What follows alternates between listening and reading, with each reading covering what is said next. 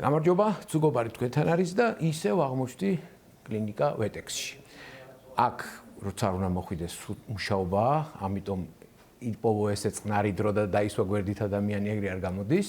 უნდა მოიტაცო შრომითი პროცესიდან დაისვა გვერდით და ისე გაარკვიო რაღაცები. დღეს მოვედი ირაკლი ჭუმბურიძესთან, ვეტერინართან, გამარჯობა.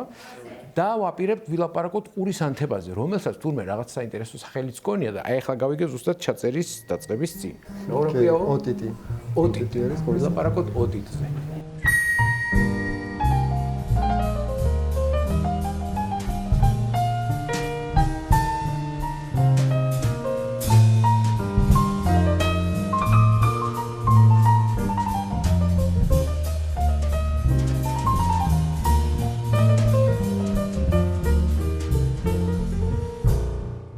სანამ უშუალოდ გადავალთ ამ ოტიტზე, რომელიც მე ახლა გავიგე, მოდი ვთქვათ ზოგადად აი მომართვიანობიდან გამომდინარე, ყურის პრობლემები შინაურ ცხოველებს რამდენად ხშირად აქვთ. საშუალოდ გავრცელებულია, ანუ ვერ ვიტყოდი რომ იშვიათია, ხშირიც არ არის ახლა, რომ ყოველდღე მოდიოდნენ პაციენტები ამ პრობლემით, თუმცა არც იშვიათი მოვლენა არის.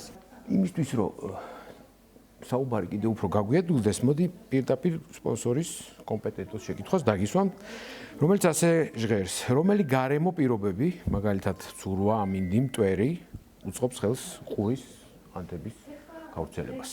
ყველა რაც შემოთვალეთ, გარდა ამისა, უფრო მეტიც არის რასაკვირველია, ეს ალერგიული რეაქცია შეიძლება იყოს, პარაზიტები შეიძლება იყოს, მექანიკური ტრავმა, განსაკუთრებით, ალერგიული რეაქცია, იმიტომ რომ 75% სადღაც 80% ოტიტების შემთხვევა ალერგიიდან გამომდინარეობს. ბალახის თავთავები ხშირად არის, რომ ეწებება თმაზე და შემდეგ თავისთავად ყურის სახის მეშვეობით გადადის ყურში.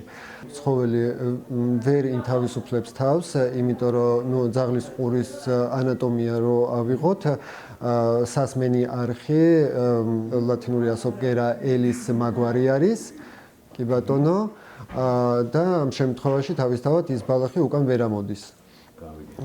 ამ შემთხვევაში შეიძლება გამოიწვიოს დაჩირქება და სერიოზული ინფექცია. რა გზები არსებობს იმისთვის, რომ ამ ალერგიისგან დავიცვათ? ალერგიისგან დაცვისთვის ამ შემთხვევაში კარგი იქნება დადგინდეს რაზეა ცხოველი ალერგიული, რომ რასაკვირველია აღმოფხვრათ მასთან ალერგენთან კონტაქტი ცხოველის. ხშირ შემთხვევაში ძნელი დასადგენია კონკრეტულად რაზე არის ცხოველი ალერგიული. ამ შემთხვევაში თუ ალერგიული რეაქცია მაინც გამოწვეული იქნა, თავისთავად ენიშნება პრეპარატები, რომ ეს ალერგიული ფონი მოეხსნას. ეხლა მაინტერესებს, რამდენად იოლად განკურნებადია ეს ოტიტი? ოტიტი. ხო, რამდენად იოლად განკურნებადია, ეს ძალიან ბევრ ფაქტორთან არის დაკავშირებული. ანატომიურად ყური იყოფა სამ ნაწილად. ეს არის გარე ყური, შუა ყური და შიდა ყური. შესაბამისად შეიძლება განვითარდეს გარე ყურის ოტიტი, შუა ყურის ოტიტი და შიდა ყურის ოტიტი. გარე ყურის ოტიტი, როგორც წესი, თუ დროზე მიეხედა, ადვილად განკურნებადი არის. შუა ყურის ოტიტი და რაც შეეხება შიდა ყურის ოტიტს, ეს უკვე უფრო სერიოზული პრობლემა არის ამ შემთხვევაში დიაგნოსტიკისთვისაც და სამკურნალოთაც, იმიტომ რომ ძირითადად შეიძლება ნევრალგიური პრობლემები გამოიწვიოს მაგან და ამ შემთხვევაში ნევროლოგის დახმარებაც დაგჭირდება. უბრალოდ შეიძლება ცხოველი დაყრუნდეს, ხო? ხომ არის ამისი საშიშროება? ამ დაავადების ბოლო ფაზა. ნახეთ როგორ არის, ანუ ზოგადად შუა ყურის ანთება როცა არის და შიდა ყურის ანთება როცა არის, მხოლოდ ის პრობლემა არ არის, რომ ცხოველი შეიძლება დაყრუნდეს.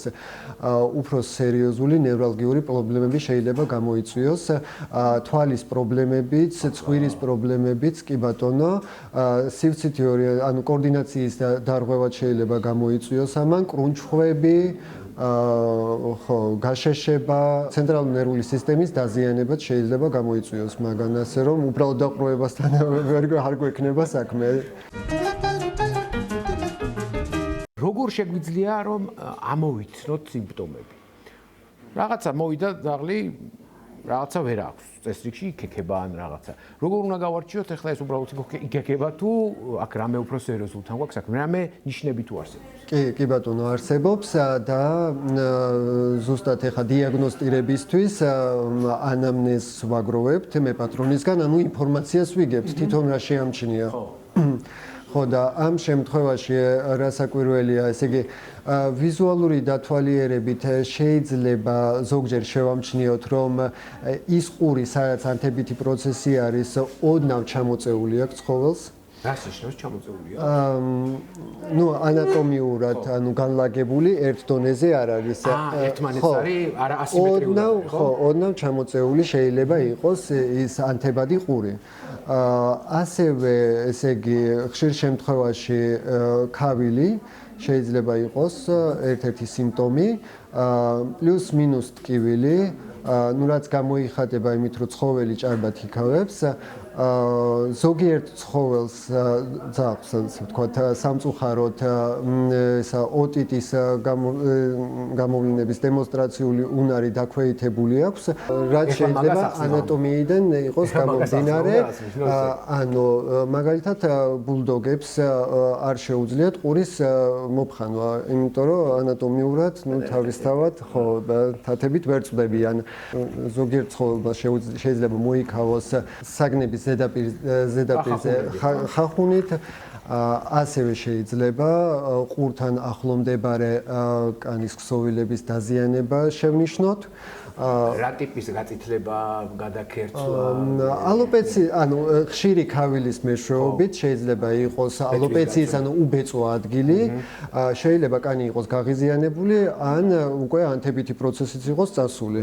იგი შეიძლება, ნუ მე პატრონებს შეამჩნიოს, რომ სუნი არასასიამოვნო სუნი ასდის ყურს, ასევე შეიძლება გოგირდის ჭარბი დაგროვება შეამჩნიოს, უკვე ყურის ნიჟარაში საკმაო რაოდენობით გოგირდია დაგროვილი, ასევე შეიძლება ჩირქოვანი გამონადენიც იყოს, ყურის პარტყუნიც, ანუ ხშირი ყურის პარტყუნიც, ეს ერთ-ერთი ნიშანი არის თავისთავად, ხო.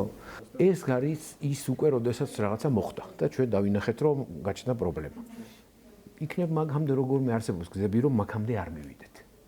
მაგალითად, პრევენციისთვის რა შეიძლება გავაკეთოთ? ყურის მოვლა და ზოგადად ყურის ჰიგიენა ძაღლებში ხომ არსებობს? ეს დაკავშირებულია ანატომიურ თავისებურებებთან. ანატომიურ თავისებურებებში შედის, ესე იგი, ჩამოყრილი ყურები, რაც აფერხებს ყურის ნორმალურ ვენტილაციას, ანუ ჰაერი, წინაღობას უქმნის, რომ ჰაერი შევიდეს ყურში, გროვდება სითბო და ტენიანობა, რაც წარმოქმნის სპეციალურ შესაბამის გარემოს, რომ ბაქტერიები და სოკოები განვითარდნენ. ესე იგი, თუ ჩვენ მაგას ლოგიკურად მივყვებით, იმ ძაღლებს, მაგალითად, ძაღლებს ჩამოყრილი ყურები ძაღლებს აქვთ. იმ ძაღლებს, რომელსაც ჩამოყრილი ყურები აქვთ, იმათ მეტი მიდრეკილება აქვს? კი, სამწუხაროდ, ნუ უფრო რისკ ფაქტორია, რომ ოტიტი დაემართოთ იმ მიზეზის გამო, რომ ყური ნორმალურად ვერ ახერხებს ვენტილაციას. ხომ არ არსებობს რამე ჯიშები, რომლებიც ამ ოტიტის მიმართ უფრო მიდრეკილები არიან და აი ვიცით, რომ ამ ძაღლს რო ვიყვანთ, ესეც შეიძლება დიდი ალბათობით მოხდეს. ანუ ზოგადად ის ჯიშები, რომლებსაც აქვთ ჩამოყრილი ყურები, ვიწრო სასმენი არხი და ჭარბი ბალანი ყურებში, ეს ამ ჯიშებს ხშირ შემთხვევაში აქვთ ყურის ოტიტის პრობლემა, ხო? რა ჯიშებია ესენი? კოკერ სპანიელი, პუდელი, ბრახიცეფალებს ვიწრო სასმენი, ხო. ესე იგი, მე რამდენი გადაცემას ვაკეთებ მეგობრებო, რამე პრობლემაზე, ჯანმრთელობის პრობლემაზე რო არის ლაპარაკი, არ არსებობს რომ ბრახიოცეფალები არ ახსენებს. ხო, ნუ ბრახიოცეფალები ყველაფრით სამწუხაროდ ბრაკები არის. ხო, გასაგები. ნუ ასეა რა, მაგრამ ყველას მაინც ძალიან უყვარს ისეთი საყვარელი. საყვარელი, კი, საყვარელი შესახედებების არიან, თუმცა საკმაოდ პრობლემატიურები ჯანმრთელობის მხრივ. ჩვენ შეგვიძლია რამე გავაკეთოთ ისეთი, რომ რაღაცა პროცენტით მაინც დავიცვათ ძაღლი ოტიტისგან, ყურის ანთებისგან. ზოგადად არსებობს რასაკვირველია ყურის საწმენდი ლოსიონები, თუმცა რასაკვირველია ჯობია ვეტერინარ ექიმს აჩვენოთ ამ შემთხვევაში ცხოველის ყურები იმ მხრივ რომ თვითონ გადაწყვეტოს ანუ რამდენად ესაჭიროება და რა სიხშირით ყურის წმენდა ცხოველს. იმიტომ რომ ყურის უაზრო წმენდა არ არის რეკომენდირებული ამ შემთხვევაში შეგიძლიათ პირიქით გააღიზიანოთ ყური და პირიქით გამოიწვიოთ ანთებითი პროცესი. რომელ ცხოველებსაც აქვს და ყურის ჭარბი ბალანი უნდა შეფასდეს ვეტერინარის მიერ, რამდენად ჰიგიენურად ამოპუტვა არის რეკომენდირებული. ერთი პატარა შეკითხვა მაქვს და დავამთავროთ. აი ყურის თქვენ ვთქვით რომ სიხშირეზე უნდა შეთანხმდეს ვეტერინარი. ხო, წმენდის სიხშირეზე. აი დავუშვათ შეთანხმებული ვართ მაგაზე, ეს ყურის წმენდის სიღრმე რამდენად ისე უნდა ამოუწმინდოთ ახლა ადამიანი არა უნდა ამოწმინდოთ. ჯოხით იწმინდეთ. თუ ამას მხოლოდ გარე არა, ნახეთ როგორ არის, ესე იგი ყურის ჟღირებს არავითარ შემთხვევაში არ ვიყენებთ ცხოველებში და წესით და რიგით ადამიანებშიც არ არის რეკომენდირებული რომ გამოვიყვანოთ, იმიტომ რომ შეგვიძლია დავაზიანოთ ყურის ლორწოვანი გარსი.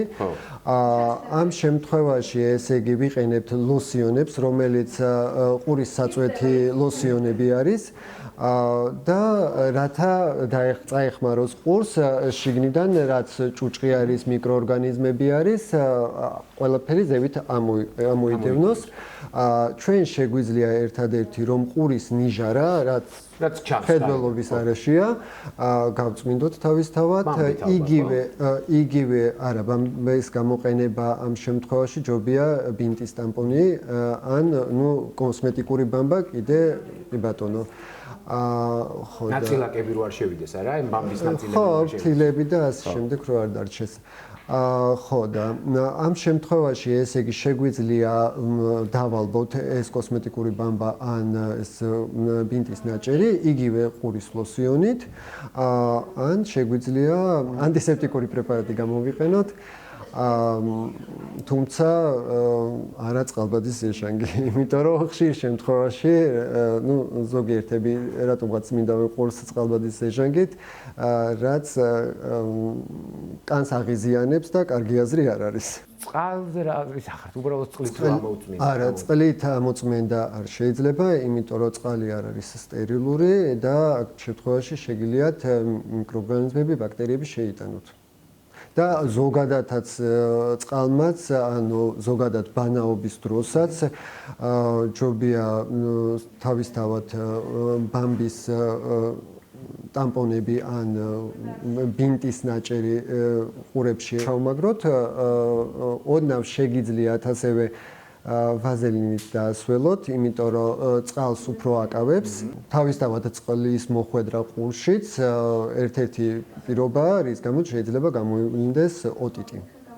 მე მგონი რომ საკმარისი ვთქვით, ახლა თქვენ უკვე მე სამედიცინო დეტალებში ვერ გაგიშვებთ, იმიტომ რომ ჩვენი მაყურებლისთვის ის აბსოლუტურად გაუგებარი იქნება, მაგრამ დიდი მადლობა იმისთვის, რაც ახლა გაგვიძერთ. მე მგონი რამდენიმე ძალიან პრაქტიკული რჩევა მივიღეთ. იმედია. კი, ნამდვილად, რაღაც ჭხირებზე და რაღაცებზე მე ვფიქრობ, რომ დაფიქრდება ხალხი.